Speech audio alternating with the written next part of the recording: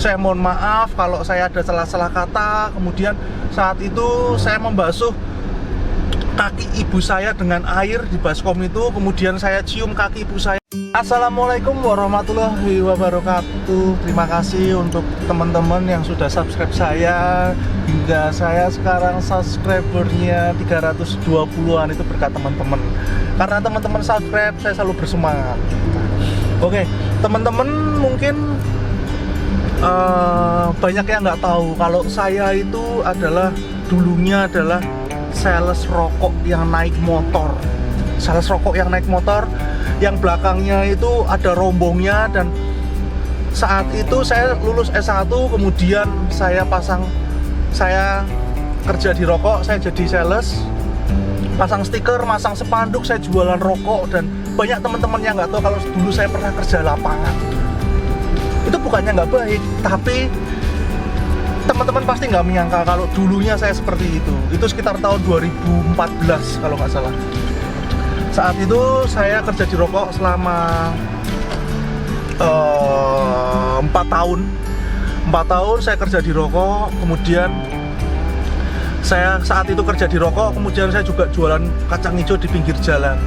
Saat saya jualan kacang hijau di pinggir jalan, kemudian saya menjadi sales rokok. Itu yang saya rasakan adalah benar-benar perjuangan. Saya saat itu kerja di rokok sampai jam 6 sore. Kemudian setelah itu saya jualan kacang hijau sampai jam 2 malam. Kemudian saya masuk kerja lagi jadi sales rokok jam setengah 6 pagi, berangkat ke kantor untuk ngambil motornya. Nah, itu teman-teman nggak banyak yang tahu. Itu masa saat saya sedang berproses.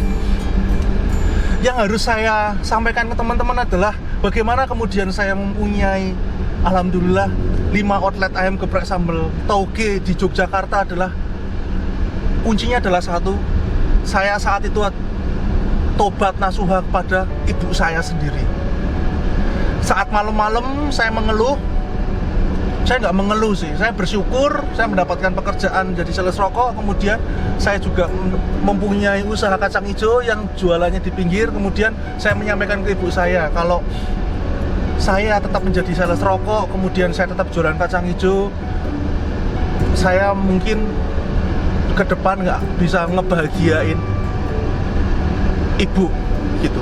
Itu yang saya sampaikan. Kemudian saya mohon maaf kalau saya ada salah-salah kata. Kemudian saat itu saya membasuh kaki ibu saya dengan air di baskom itu. Kemudian saya cium kaki ibu saya benar-benar bertobat kalau saya pernah melakukan kesalahan dan mohon diringankan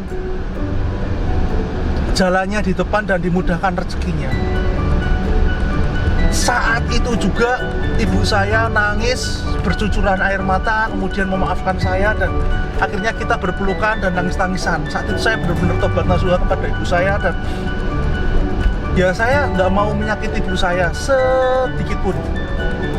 Setelah itu ibu saya, karena saya kelihatan lapar banget, seharian belum makan setelah kerja menjadi sales, kemudian saya jualan kacang hijau di pinggir jalan, ibu saya memberikan saya makan. Saat itu masak sambal tauge khas Tegal. Saat itu saya merasakan makanan paling enak seumur hidup saat itu. Makan sambal tauge, enak banget saat itu. Singkat cerita, kemudian kenapa hanya saya saja yang merasakan makanan seenak ini?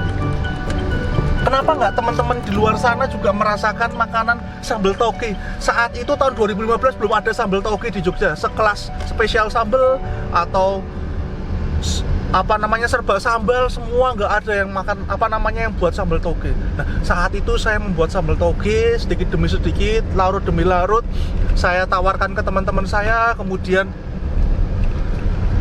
Gojek, GrabFood, kemudian mulai masuk. Kemudian outlet saya makin dikenal. Yang awalnya saya hanya rumahan, kemudian saya di food court. Kenapa di food court? Karena saya tidak perlu mengeluarkan uang beli meja kursi. Kemudian setelah food court saya ada outlet, dan alhamdulillah sekarang 2020 ada 5 outlet di Jogja.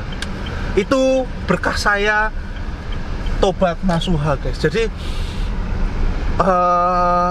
Ini nggak secara kebetulan, ini proses, dan jalannya dimudahkan dengan tobat nasuha. Itu kalau dari saya. Saran saya buat teman-teman yang orang tuanya masih ada, sayangilah orang tua, bertobatlah. Bertobat bukan berarti kita itu salah besar ya, tapi mungkin ada bercandaan-bercandaan kita, atau mungkin ada salah-salah kata kita yang sedikit yang mungkin melukai hati ibu saya, mungkin itu mengganjal perjalanan kita. Itu dari saya, terima kasih. Jangan lupa subscribe Anja Rio. Dadah.